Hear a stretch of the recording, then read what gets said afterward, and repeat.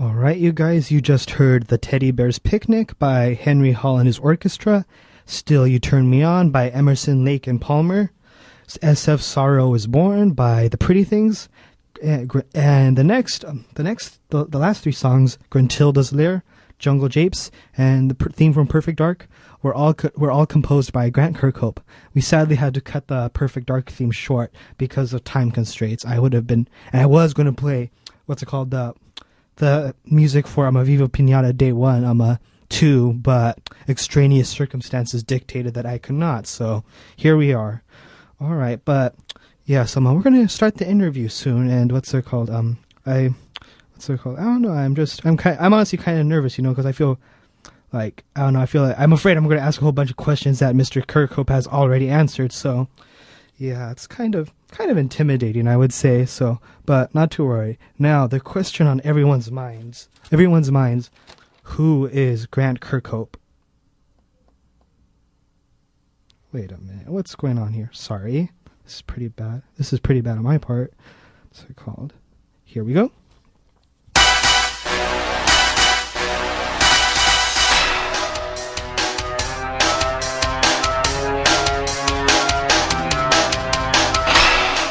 In 1997, Rarer Studios busily worked on a video game adaptation of the latest James Bond film, GoldenEye 007.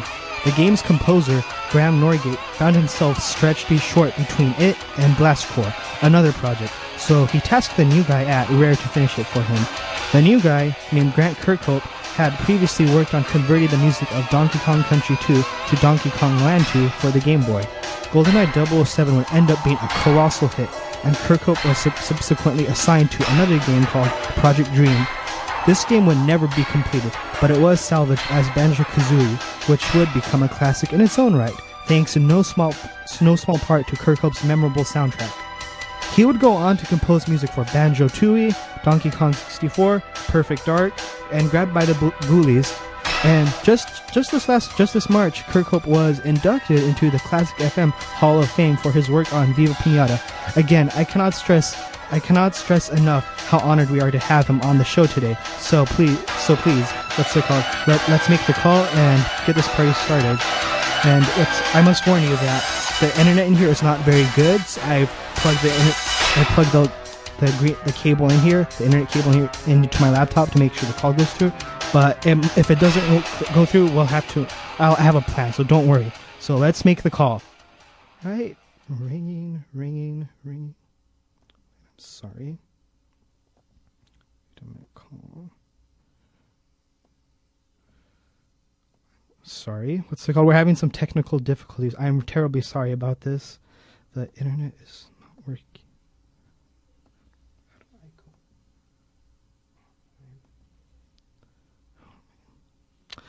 Shoot, the internet.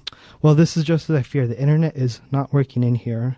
Yeah, what's it called? We were having some trouble earlier with the station computer in here, so we're gonna try to get this solved though. So please bear with me. I'm terribly sorry about this, and I'm really sorry about this, people. Let's see, is it working? Skype Wi-Fi. All right, I just got a message from Mr. Kirkhope. But it's not working. I'm so sorry, everybody. This should not be happening. I'm trying. I just got a message from him. He's saying, "Hey, Reggie, I'm here, and I'm trying to make the call." And this is unacceptable. I'm really sorry about this, you guys. I can't believe it. I'm letting you down like this. He's there, but the internet is not working in the station. I really don't know. I have the cable and everything. I don't know why it's not working. This is not good. I'm sorry. Let me message him. He says, "Hey, Reggie, I'm here." Hi, Grant. I'm sorry. Hi, Mr. Kirkhope. I'm trying to call you, but the internet and the station is not working. Station is not working. This is really bad, you guys. I'm so sorry. I mean, yeah, I know you guys. You guys, if you want, you can boycott me. I'm totally go ahead. I don't blame you. I mean, this is kind of unfair. Like, I really don't know what the hell is going on. who is responsible for this? Who? All right, let me get in. Why? And you know what's really bad? The phones aren't working either, so we would not be able to do this over the phone anyway. So I'm kind of screwed, you know. See, this is why I like to do the interviews in person. Yeah. Wait a minute. He can hear me. Wait. He says he can hear me, but I. Let's see. Trying to. Yeah, but yeah. He says he can hear me. He's listening to the station, but it's not working, and I'm trying to get online. Yeah, the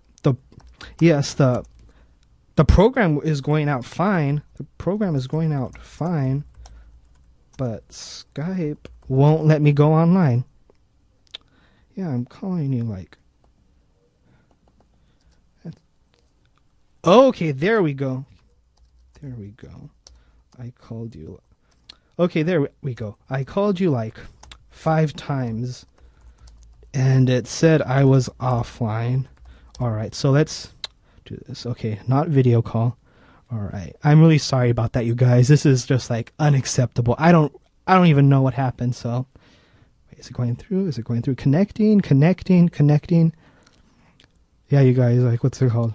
If you want to send an angry letter station, in fact, do that, because they'll get on this crappy internet like that, you know. So yeah, is it going through? I'm online. It's connecting. I really don't know what's the problem. Don't fail me now, internet. Hello, Mr. Kirkhope. Hey, how you doing, Reggie? Hi, I'm pretty good. I'm so sorry about that. I really don't. It's really unexcusable. I don't know why they aren't on top of the internet and the station. No, hey, don't worry about it. It goes wrong all the time. All right. So what's it called? Before you got into like video game music, you were in several like bands when you just played in them. What's it called? So what kind of music did you grow up listening to? Metal. Metal. Yeah, I was kind of a rock fan I'm a sort of self-taught guitar player. I started about 11 years old. Oh, wow. And I just I gravitated towards, you know, in those days it was like early Queen, like sort of Sheer Heart Attack and Queen 2 albums that were the ones that I liked the best at the time, and also AC/DC's first album. Oh, okay. So they were my 2 things that kind of got me to metal, you know, so yeah, that stuff. Oh, what's it called? It's funny. What's it called? I never really got into metal, but it's weird. A lot of my friends are. I've come to respect it in a way, you know. So it's really that's really cool. I think about metal, I think people don't think about is that even though they might not like the music, the actual level of playing ability is very high, because most metal bands really pride themselves on being great guitar players, great drummers, and all that, you know. So I think that in pop bands you may get guys who really can't play very well, but might make a good tune. But in metal bands, regardless of what the music they write, they're actually all very accomplished players. Like, it's a great pride in being a very fast guitar player and all that, knowing all the tricks, you know. So I think that's the thing about metal that people sometimes forget. Oh, I see. Yeah. Well, during those years, like playing, like listening to metal and playing in bands, what's it called? Did you ever imagine that you'd be writing the score for like classic video games? Like, did you ever foresee that? No, never. I never had that. I mean, I hated composing. Mm-hmm. When I went to music college, I went to I did a degree in music, and I absolutely hated harmony. I hated it at school, and I hated it at college as well. I thought it was just the worst thing, and I was really bad at it. So I used to write songs for the metal bands I was in, but never once dreamed about writing an actual, piece of music for some that wasn't metal, or for a band, So it was the furthest from my thought. And as I say, I hated composing. I hated it with a vengeance. Absolutely. I see. Yeah, what's it called? I mean, like when I was like, I don't even know, like 9 years old, playing like Banjo-Kazooie, I would never guess that you, the composer, would have been like a metalhead. Like, I never would have thought that, It's just... Yeah. I think I'm a bit weird, really, because I've been classically trained since the age of 4, right through to university and the rest of it. And then, so that was kind of my training side. But then I taught myself guitar, say, at 11, and that was my untrained side. So I've got this kind of weird... There's nothing in between. On the one side, you've got complete metal, and the other side, you've got complete, like, John Williams, Elgar, Vault Williams, all the rest of it, So it's peculiar that I've got these 2 sides that are miles apart. It's just the way it is. I don't know why. Yeah, well, that's really cool, because it's like, you have it's kind of an eclectic range to draw influence from. So I think that's really cool. Right. All right. So how did you come to work at Rare? My friend Robin Beanland, who did the music for Killer Instinct and Conker's Bad Fur Day and Jet Force Gemini, he was from the same area of England that I was from, that North Yorkshire. Well, he was from West Yorkshire. But we were friends over the years because we both played in metal bands and rock bands together, so we got very friendly. And he used to always mess about with like Amiga computers and stuff like that, try to write little kind of chiptune stuff. And I used to always wonder why. And then he all of a sudden he said, "Oh, would you believe it? So I've got a job at a place called Rare down in Twycross." I said, "Oh, fancy that?" And he just went off. He went. It was like, "Oh, bye, have fun," you know. And I was still playing and mucking about in bands and stuff. And my last band sort of came to a big mess at the end of it all. And I was just kind of playing in covers bands to make money. Really, I was unemployed half the time, playing bands the rest of the time. And he said, "Look, you know, why don't you try and do what I'm doing, write music for video games?" I thought, and I was quite a big video game player at the time. I was playing the SNES an awful lot, and I thought, oh right, well why not? You know, so he said he recommended to buy an Atari ST computer with 1 meg of RAM and a Proteus effects synthesizer and a copy of Cubase, and I just sort of set about writing tunes really that I thought might be alright for video games. And I sent 5 cassette tapes off to Rare over the course of a year and never got a reply. And then out the blue, I got a reply saying, "Please come for an interview." And it was like, "And when you come down, please bring with you 3 tunes that you've written specially for the interview." It was like a guitar-based fighting piece because they were doing Killer Instinct 2 at the time. Some kind of platformy, jolly tune. I forget what the third tune was. So I went for the interview on the Friday and I got a lot of money and I got the job. It was like, wow. It's the first job of my life. I'd spent 11 years playing in bands from like 22 to 33. You know, as I say, on and off unemployment, sometimes on tour, sometimes not. And I really thought that was my life. I was going to be broke forever. And, you know, I just couldn't believe I got a job. It was startling. Yeah, it's crazy. Like, I mean, like a lot of kids like dream of like working for a video game company, and you like that was your first job. So that's really very fortunate. Yeah, it's peculiar. I mean, I did apply to some other places. I applied to Eurocom in Derby, and I applied to somewhere in Manchester, Software Creations, I think they were called, but they turned me down. So Rare was the first place that said yes, and so I went there. Well, lucky you. I know. Yeah, how bizarre. Yeah. All right, so one of your early projects for them was doing the music for GoldenEye 007, and was it's a James Bond video game, and like that whole franchise has like its own like music history legacy or whatever. So was it intimidating like trying to like knowing you were doing the music for a James Bond game, like just like knowing there's so much history behind the franchise? No, not at all. It was massively exciting. I mean, you know, because I think for my generation, like, you know, Bond movies were a big deal. You know, when they came out, you know, the world stopped. You know, so for me, it was to get to do that and to get to use Monty Norman's famous tune, which he's very protective of, was phenomenal. I mean, you know, I just spent all that time just being the happiest man in the world, thinking this is such great fun. I mean, you know, it's fun to get, you know, apart from doing Donkey Kong 2 on the Game Boy, Dave Wise's tunes converted from the SNES. I mean, apart from doing that, GoldenEye was my first game. So, I mean, it was incredible to get to do that and have the Bond tune and all the rest of it. It was the best thing in the world. I couldn't believe it. Yeah, and what's it called? It's just phenomenal how successful that game was. And so, like, did you think it would be as successful as it was? No, everyone thought it was going to be a complete disaster. Oh, wow. Because it was so bad all the way through development, and it was so behind in its development. I remember Eon, who the company that owned everything Bond, invited us all down to watch the filming of the next movie, which was, is it Tomorrow Never Dies? I forget the next one, or The World's Not Enough, whatever it was. So like we were actually physically on the set watching Pierce Brosnan doing some stuff for the next movie, and our game hasn't even come out. It was supposed to be out to coincide with the GoldenEye the film coming out. So it was miles behind. It was full of bugs. Nintendo actually stopped paying Rare for it for 3 months because it was so bad, but Rare just kept it going. Oh, wow. And also, the multiplayer was something that Nintendo and Rare didn't want. So the team literally put it in the game and kept it secret till it was working, and then like unveiled it right at the end, and to Rare to say, look, we think this is a great idea, and obviously it was really good. So they went, yeah, but I mean, the game was. I remember even the E3 that game got launched at, the head guy Martin Hollis going through a massive list of bugs with Nintendo saying they just couldn't fix them. We all thought it was going to be a disaster. I mean, you know, and the game came out, it wasn't really a massive success. It was a very slow burner, so it just gradually crept to 10 million sales. You know, it was amazing. Oh, that's really crazy, and like it's just like Mm. a lot of people play games don't think about that kind of stuff. We're just like, oh, it's a game, and they're just sitting around. You guys are just sitting around a computer, but you like doing whatever. But like you guys have like deadlines to meet and stuff. Like it's actually hard work. So it's You're kidding me? It's amazingly hard work. I think people underestimate how much work goes into video games. And so when you bring out a game and it fails, it's more than heartbreaking because nobody sets out to make a bad game. Everyone sets out to make the best game they can. Sometimes it just doesn't happen, or usually the dev guys on the ground who are actually making the game, as opposed to the management or anybody else who's kind of directing it or trying to direct it. It's usually not the dev guy's fault that it's bad. It's usually the management's fault that it's bad because they've been bad. They've directed the people badly.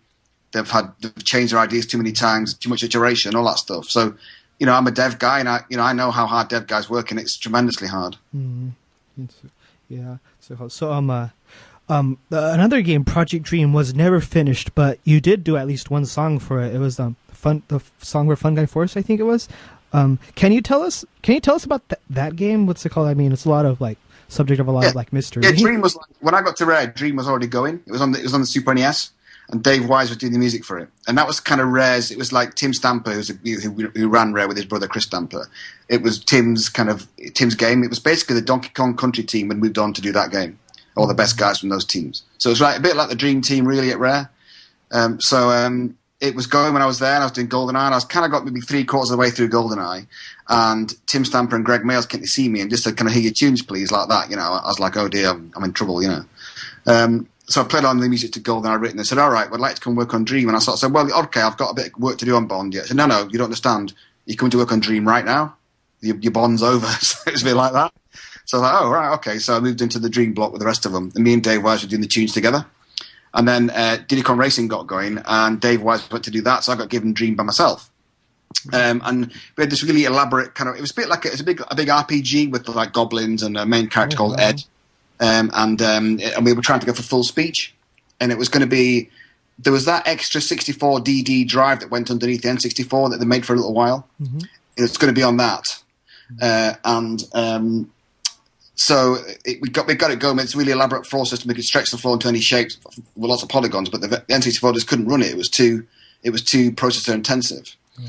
So we had problems with that from the start, thinking, no, we're just not going to get the game to run. It's too ambitious for the console. And also Conker's Bad 30 was going at that time. It was called Conker's 12 Tales, I think, at the time when it first started. And they had like adopted the kind of the Mario system where you got big, huge textures on the floor, so it wasn't as it wasn't as intensive on the process, and they had a really fantastic demo running, and we were all trooped across to watch Conker, and we were like all depressed because it was so good, and our game was just wasn't going to run, So Tim said, "Look, we can't do this anymore. We've got to change it." So we changed it to running on the way Conker did it, like that. So it made it easier on the processor. And Tim said, "We're going to make a platformer, and we're going to get some animals in there." And we went through a few animals, kind of thing, and he chose a rabbit at first. And then it went to a bear, became Banjo, and then the Japanese fashion at the time was having backpacks in Japan, so we put a backpack on him. Mm. And then we said, we put something in the backpack, and that turned into Banjo-Kazooie. And then Conker sort of fell behind, and we ended up coming out before them because they were trying to do other sort of, more intricate things. Mm. So Dream had a decent demo going, and I remember we did there is actually a demo that exists, I don't know where it is, but it was like a really cool thing that we all liked. It was Captain Blacko on the beach with a big treasure chest, and it was all, it was cute and funny, and Nintendo saw it, and Tim had the cartridge, but I don't know what happened to it. But that was the only existing demo of the game that I ever saw. But it was a cool game. It could have been great, but it just wasn't the right time. Yeah, it sounds like it. Yeah, it would be interesting to see if Rare ever decided to try reviving it. It'd be crazy. Well, they will. Microsoft. When Microsoft bought Rare, they own everything that Rare was, so they could do it. Oh wow, yeah, Microsoft totally could do it. Yeah, but I very much doubt it, but they could. Yeah. All right, so the theme for Gruntilda's Lair and Banjo-Kazooie was based in part on Teddy Bear's Picnic, which I happened to play earlier on the show. And were there other pieces for that game that were based on other songs that you can think of off the top of your head? Well, I get asked this question quite a lot, and I don't really think that I based Gruntilda's Lair on Teddy Bear's Picnic, but I think it was in my mind. So I don't think that I don't think it was. I think it just turned out that way. Oh, okay. Yeah, honestly, I can't really remember. I know I thought about it, but I don't know whether I based it on that. I see. But I mean, the chord sequence, of course, is very reminiscent of it. But I don't think I think when it came to Banjo-Kazooie, I really wanted to make something that sounded a bit different from that. You know, we were trying to take on Mario 64. That was our thing. We wanted to beat that game because that was the platform on the N64. So our goal was to try to create something as good as that, if not better. I see. But I didn't want to write music that was kind of that kind of Nintendo, that kind of sweet Nintendo sound. I thought I needed to try and set our game apart from that because there's no point doing that because it's been done, you know. So. I mean, the first tune that I wrote for Banjo-Kazooie was actually Click Clock Woods, but it wasn't called that at the start. I just wrote a jolly platform tune. It's the spring version. And I kind of wrote that right at the start, thinking I need to write a tune that would kind of get because when the game changed from Dream to Banjo-Kazooie, we needed some kind of direction in the audio. I thought I'll write one tune that I think is going to be a jolly platform tune, and that's the tune that came out. So I kind of kept it, but never actually used it at the start. And that's why that tune sounds a bit different to the rest of the banjo game. Like Mumbo's Mountain and tunes like that are a bit more quirky because they use a bit of an oddball harmony. Because I was trying to make the harmony match the oddball characters. So that's like I tried to make Banjo. I mean, I don't know if I managed it, but I tried to make Banjo-Kazooie sound different to other games. That was my plan. Oh, I see. Yeah, it's funny. I never realized how different the music for Banjo-Kazooie sounded from like other Nintendo 64 games like Super Mario 64 until I watched this YouTube video like somebody they basically turned the levels of Banjo-Kazooie, like they converted them to Super Mario 64 and they made the music for the levels like they made them sound like they were from Super Mario 64, like they're all brassy and just like that. And so I was like, wow, I never noticed that, like how different they sounded. Yeah, I think Mario 64, obviously it's great music, but Nintendo way usually to make everything very jolly. And I was trying to do something that was more quirky than jolly. So not, we had that kind of British sense of humour about the whole game. It was, the Gruntilda's around and things you said were all a bit kind of double entendre and a bit kind of the Simpsons, dual level. So I wanted to make the music be a bit not sickly sweet, but not just really happy-go-lucky. I needed to get some kind of quirk in there, some kind of oddballness to it. Yeah, well, what's it called? You did a great job. I can tell you that. Thank you very much. Yeah. All right, and this is just a silly question, but I know you you wrote a blog post about it, and you said it's a joke. But do you still get flack for the DK rap from Donkey Kong 64? Well, I think I did for a while. I think that it was intended as a joke at the time. I just couldn't believe that people didn't get the joke. Everyone thought I was trying to do a credible rap song, which of course I wasn't. And I couldn't do it. It's way too hard for me. But the funny thing about the DK rap is I think it's one of the things that was kind of went right out of fashion right at the start and everyone hated it. But over the years, people seem to have developed like a fond memory of it now. So it's kind of it seems to have got a second life and people kind of laugh at it now and take it for the joke that it was. And it's quite popular now, really. But I think back then, from the reviews in the magazines, I got a bit of slagging for that, which I was kind of a bit surprised at, really. Yeah. Yeah, it always sucks when you make a joke and they don't get it. They totally take you seriously. Especially when the game sells like 4 million copies. Yeah. Don't get it. It's like, oh no, Yeah. All right. So what's it called? Unfortunately I'm not able to get to like all the questions I wanted to get because of the time constraint and technical difficulties. But not only were you inducted into the Classic FM Hall of Fame for the Viva Pinata soundtrack, but you were also nominated for a BAFTA for it. What was that? What was that like? What did that feel like? It was incredible. I mean, for God's sake, to get nominated for a BAFTA is just absolutely off the scale. I couldn't believe it. I was just I'm still stunned about it now, really. And to get inducted into the kind of the Classic FM Hall of Fame was just, I don't know, it's just unbelievable for someone like me. I mean, I always thought when I wrote Viva Pinata that it was kind of, I said to Microsoft, I think this music. It could be played on classical stations because it's got that kind of classical air to it. It's not heavily classical, but it's got that feel to it. And no one really paid attention to me in the start. I was talking nonsense as usual, so it's a bit of a shame really. But I think it's all these years later, it's proved that I think I was probably right about it at the time. I think it could have been easily been one of the first kind of video game soundtracks to get an airing on a classical radio station. It just wasn't promoted at the time, so that was a great honour. I mean, to get a BAFTA nomination was also a great honour. It was just incredible, really. Yeah, that's really it's like, I mean, it's just like, wow, it's like you. I don't know, it's just funny because video games have come so far since the 80s and 90s when it was just like something for kids or like what's it called, immature adults, and now it's like that's like you're getting like serious recognition. You know, that's crazy. It's crazy to me. Yeah, I think video game music is really becoming mainstream now. You know, so many people like it, and it's you know, the thing about me, I seem to have had like a bit of a bump in popularity recently. You know, it's not due to me. It's just due to the fact that a lot of the guys that like you who are like 8, 9, 10 when they played Banjo-Kazooie are now like grown-up people, and they have fond memories of those days. You know, so and because of the internet age, people can get to me via my website or Twitter or whatever. People are people that I admired when I was a kid, I couldn't get to. There was no, apart from writing to them, and they're never going to reply to you. But these days, you've got I reply to anybody that mails me at my website or here or Twitter or whatever. I always do that. I think it's one of those things that it's kids who were kids then who aren't kids anymore who have fond memories of those games. And I mean, I always say it, but there's people who've got like Metallica on their iPods and then they've got like Banjo-Kazooie next to it. It's right next to it. It's like I find it bizarre to think that people are still listening to Banjo-Kazooie now. It's incredible, really. It's so immensely humbling. I really can't put it into words. It's incredible. Yeah, I'm one of those. I'm a Metallica and Banjo-Kazooie both on my I put podcast, except it's what's called Pink Floyd instead of Metallica. All right, that's okay. Yeah, all right, Mr. Kirkhope. Well, that's all. Thank you so much for coming in. Again, I have to apologize for the technical difficulties. It's just insane, Hey, it always happens. It always happens just at the wrong moments. Don't worry about that. I know all about that. Okay, all right. Well, yeah, thank you so much, and we are so honored to have you on here. So, thank you very much, and have a good day. Honestly, like I said, anytime you like. If you want to talk to me again, no problem. Okay, thank you so much. I'll probably talk to you in the fall when I get my show, if I get my show again. Yeah, sure. All right, thank you so much, and have a good day. Okay, see ya. Bye. Bye-bye. Wow, well, that was... I'm shocked by how I was able to turn that around. But before I develop on that, let me...